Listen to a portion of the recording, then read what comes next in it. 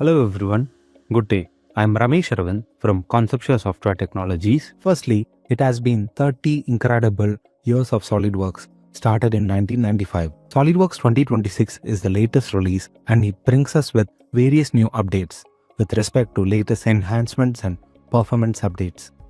In this video, we are going to see the new feature enhancements in the sheet metal and structure systems. These are critical workbenches used by many to model their real-world manufacturing constraints other than the solid modeling. Sheet metal and structure systems has various inbuilt features that support with automated flat pattern generation with bend calculation and automated corner trimming from minimal input creation. We are going to see the updates in sheet metal workbench first and followed by the structure systems. First update with respect to sheet metal is the improvement with respect to input conditions for base flange feature. In the previous releases of SolidWorks, we can only be able to use the sketch plane as the input condition. However, from 2026, we can now offset from sketch plane or position with various reference features to any entity such as face, plane or vertex. The next update is with respect to the break corner in sheet metal. While working with this feature, we can be able to select the internal corners manually in addition to the external ones based on our requirement previously. But with SolidWorks 2026, we can be able to easily apply the condition to the internal corners with a single checkbox similar to the external ones.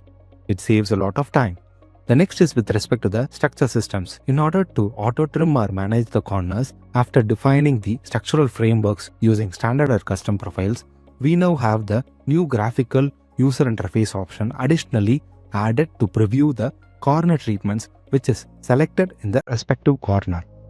So we can now be able to visually see the updates and also make the changes accordingly so we can be able to proceed with confidence. Often we require the cut list information and also the properties from our model to be available either on the BOM or the any kind of other downstream ERP or PLM systems.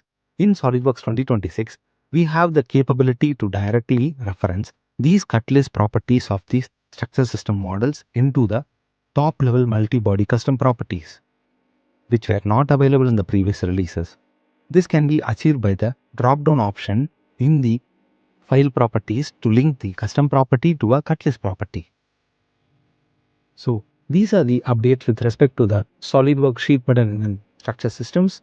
I hope this video will be useful and we are pretty sure that these features will be coming in handy for every SolidWorks user in the SolidWorks 2026. If you wish to see more similar content about SolidWorks and its suite of solution, do subscribe to our channel.